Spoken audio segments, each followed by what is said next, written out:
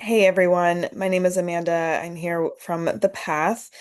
Really excited to bring to you this conversation between myself and Abbey Griffith, who is the owner of Clarity Fitness, which is Georgia's first um, body image focused or eating disorder focused fitness facility. It's a wonderful, wonderful location, and they are expanding and doing so many wonderful things. They are in the heart of downtown Decatur currently. But this conversation, and it's just me and Abby talking about the body mind connectivity and the relationship between the two, and how sometimes most of the time, our mind affects our body and our body affects our mind. So have a listen. It's just about 20 minutes or so of us talking about how we see that as movement specialists. We're both in the movement field. Abby is a advanced personal trainer, and I am a yoga therapist. So we both have extensive knowledge about the body, and it goes a little bit further. And we notice this mental aspect that comes into play. So I hope you enjoy this conversation. Without further ado. All right. Well, thank you for joining me, everyone. This is Abby Griffith, the co-founder, nope, sorry, founder of Clarity Fitness in Decatur, Georgia. And I was really interested to just kind of let you have the platform for a moment to tell us about Clarity, tell us about you, how you got into this work and the populations that you serve. Awesome. Well, thank you so much for having me. I am so excited to hang out and chat today. I guess a quick rundown of how I got into the work is from my own lived experience with eating disorder recovery. So, a lot of times in eating disorder recovery spaces, movement is something that is really rightfully so examined and sometimes taken off the table as a possibility entirely. And a lot of times that is because of how tough the fitness industry is right now. It is very focused on aesthetics, it's very focused on weight loss, it's very focused on pushing past your comfort zone and to extremes. And that isn't really fostering a great relationship with your body or with movement. And really continues to perpetuate that kind of compulsive, disordered approach to it. I had no idea that that was happening early in my recovery, so I was really confused why something that was so fun for me and something that I understood to be so beneficial to my health was something that was getting called into question, and sought out to figure out what a truly empowered relationship with movement looked like for myself, which then evolved into trying things on with different personal training clients of mine. If someone had a weight loss goal, looking at what else can we pay attention to? Maybe we start to weigh in less. Maybe we're looking at strength goals. Maybe we're celebrating different types of wins instead of just things related to physical, visual body changes. And seeing how much more excited they got about their movement, how much they shifted how they approached fitness, really showed me that there's a need for what we're doing here at Clarity, and evolved into kickstarting Clarity in 2020. Yeah, that's awesome.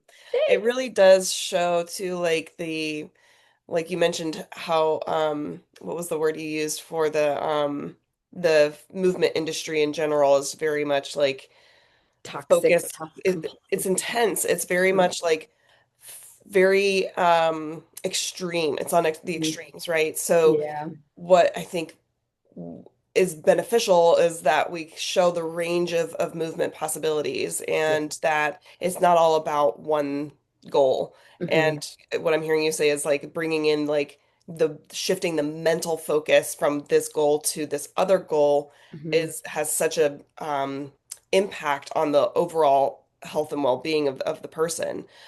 So how have you noticed the mental health benefits of like your industry of like a fitness realm?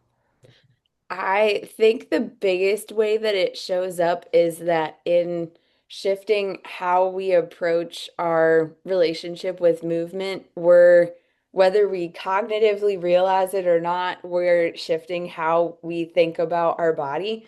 And a really just common example of that is if someone comes to the gym saying, I need to lose X amount of pounds by this date, and I want to get rid of this underarm fat and this belly fat, and they're just essentially berating their own body, and they can take a step back. It's not to minimize that that is still a goal that's top of mind for them, but to take a step back and look at what else can we also pay attention to?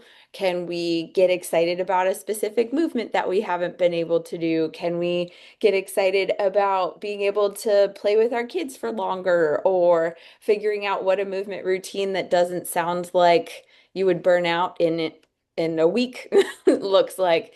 All of those kind of things really start to work with your body instead of your body is bad and you're working out to fix your bad body. Mhm. It's such a different feeling, it's such a different energy, and it's way more sustainable and way more based in self-compassion and self-love than compulsive criticism, which I'm a big component of saying that we can't hate ourselves into better health. So, Right, right, yeah. And I see this like not just the populations you serve, but across the board. I think we can be very have high expectations of what our bodies are supposed to look like based on like external messaging about what society says we're supposed to look like or what we're accepted as. mhm, And so when we kind of look at those internal and external pressures, no matter where we are in our lives or in our body journey, you know, what age we are, what abilities we have, what, you know, weight class we're in, whatever that, you know, that delineation is, we can see how that drives our goals and our expectations, and learning to look at something different with the help of somebody that helps us see outside of that can really shift the way that we're perceiving our own health mhm, and you know our connection to that mind body relationship, and really fortifying that relationship to be in our existence and not these external kind of pressures, and start to kind of shift our mindset that way. And I think that's such a beautiful shift that's so needed yeah. in our world. Yeah. Absolutely. And especially when you're kind of working against what you've known fitness to be for your whole life. And fitness has such a scary connotation for so many people and such a stigma around it. And if you're one of the people that really is energized and motivated from a positive place from that, that's awesome. But there's also a huge group of us, myself included, that are not. And it really pushes us into a place of judgment and shame and criticism for ourselves that bleeds into how we see ourselves in all types of realms. So it's a lot of kind of unbrainwashing, mental switching that needs to happen, but just approaching, starting in relationship with movement, if that's something that brings you joy, can definitely have a trickle effect into other lanes too. Yeah, and I'm curious too, like I know that there are people that want to work on that, but maybe they feel like they can't take that first next step, like their movement is causing them a little bit more guilt or shame about where they are. So I'm curious about how you approach that, and what steps can people take to meet themselves right where they are and just get that one first next step. Yeah, Yeah. that is an awesome question. I know that just the way, not to sound like a Debbie Downer, but the way that the fitness industry is set up right now, the whole goal is to sell people on a service and convince you, the person, that you need this service. And a lot of times that is done by, unfortunately, shame and fear of these are all of the issues with your body. Here's a long list of problems. Or if you can't keep up with this workout, you need to work on your cardio or whatever. And it's unfortunately a lot of the industry is that way. The positive solution-oriented side of that is that there are different platforms, different communities, different studios out there that don't subscribe to that. There are so many body positive, fat positive studios, individual providers, trainers out there that really focus on meeting everyone of all different body shapes, sizes, abilities, ages, where they are. And again, I would look at the Body Positive Fitness Association. That's an incredible collection of providers that are subscribed to that approach. And then Association for Size Diversity and Health is another great resource that has a ton of different providers in the fitness space as well that can support in that way. But there are a lot of walls that kind of mentally need to go up when you approach a new fitness home to protect yourself. And that's totally normal and totally valid. I think one other way that I've seen clients start to gently explore movement again is pre-recorded videos. There's a lot of different videos out there that are movement sessions, workouts, whatever they might be, and you can try those and you can pause them if it's not working for you, and you can deliberately ignore what the instructor on the screen is telling you to do, which in its own right is body freedom and liberation and autonomy for yourself. So it sounds silly, but if they're saying, to do 6 burpees and you want to hang out in Shavasana, please do. And that's a really exciting, liberating way to start to play with movement and to remind yourself that you can really make whatever this movement session is on your screen, whatever you truly need and want it to be for any given day. Yeah, I totally agree, especially that part about like kind of trusting yourself in if you're doing a pre-recorded class or you're going to a group class of sorts. Like I teach regular weekly classes, yoga classes, and I inform every single time that everyone has absolutely like agency to do whatever they need to do. If there's Mhm. something that I'm offering that doesn't resonate with them, then they can skip it, they can do something different. And I think that's really important to start to develop in yourself is that trust of like, okay, I know that this is a little bit uncomfortable and this is something that's going to help me build more trust in myself, or this feels scary, this feels, dysregulating, this does not feel like something I need to be doing right now to Mhm. listen to that voice. And it really is again building that mind-body connection and that dialogue just between your body and your mind, even if there is a little bit of, anger or frustration or whatever is there, to still say like, I am here in my body and this is the opportunity that I have to create a little bit more of a, love-filled life or whatever it is your goals are, to embody that and to say like, this is for me, this is not for me.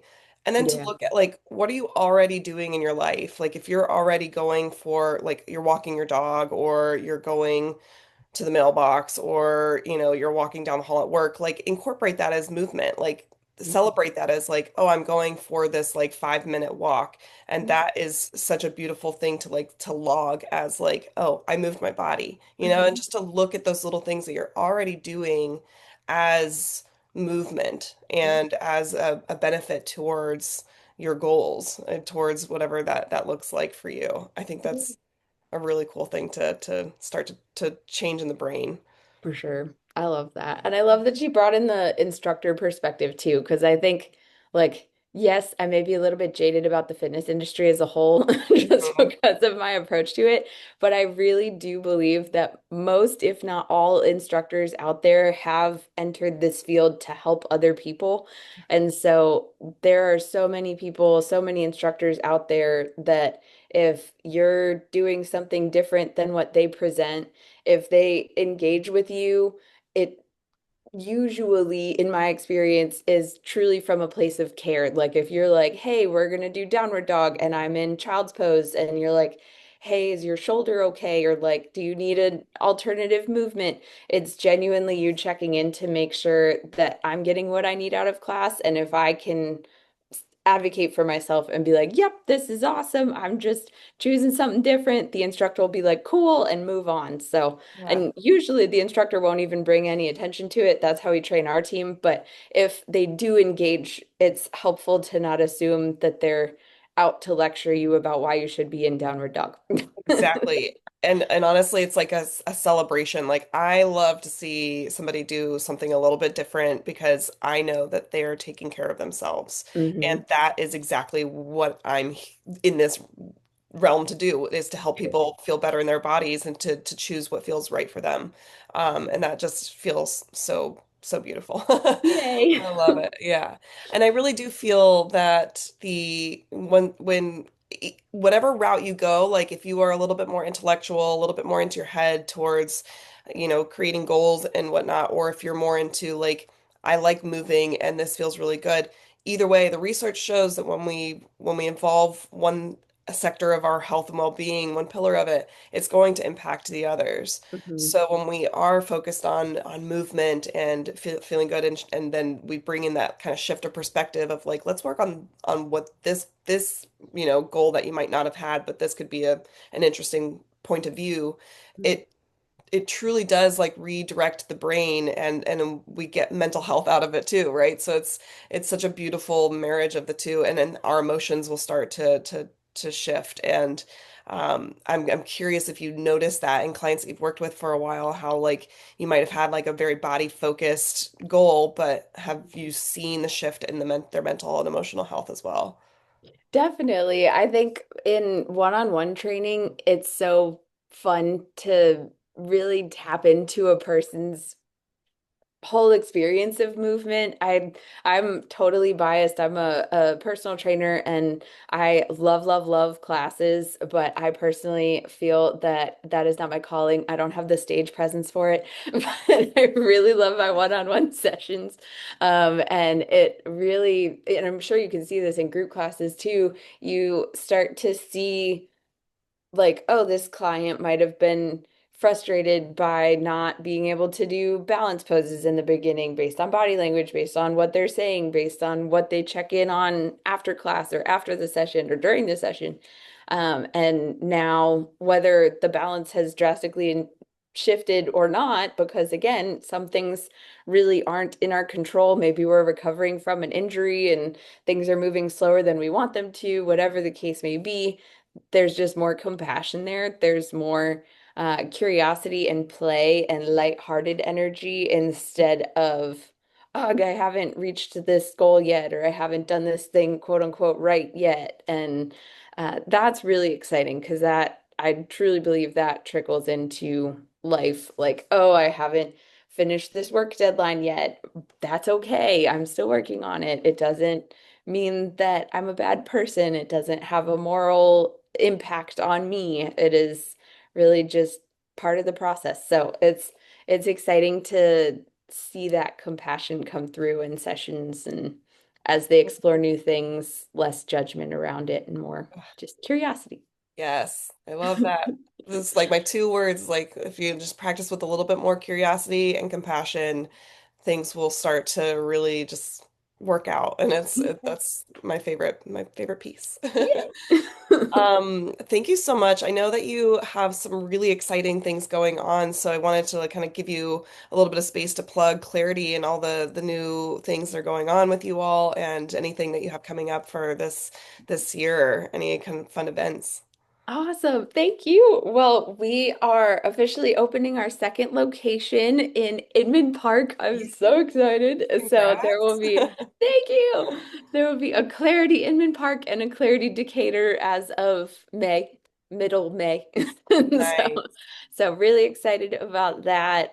Definitely would love people to check us out at either studio. We have a $30 for a 30-day deal at each of those. So, for a first time offer, people can check those out. And we do have a way to get access to both studios, lots of fun things in the works, personal training, gym access, classes, all the fun things.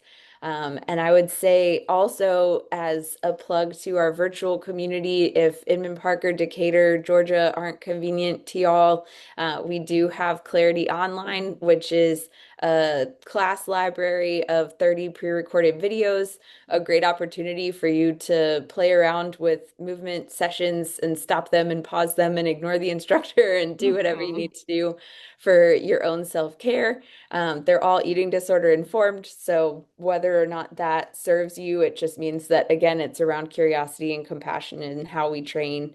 And there's also a virtual personal training option there. So you can get connected to a trainer from anywhere in the world and have one-on-one sessions and explore movement that way.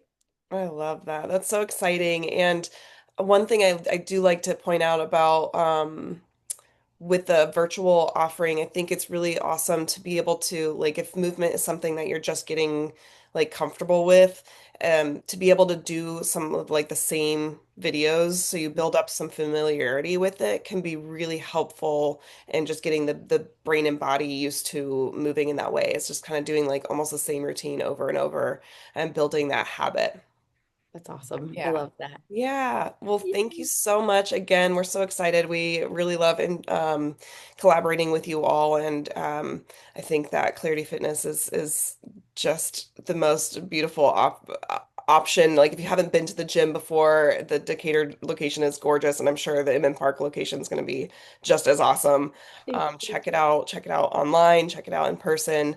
Um, and until next time.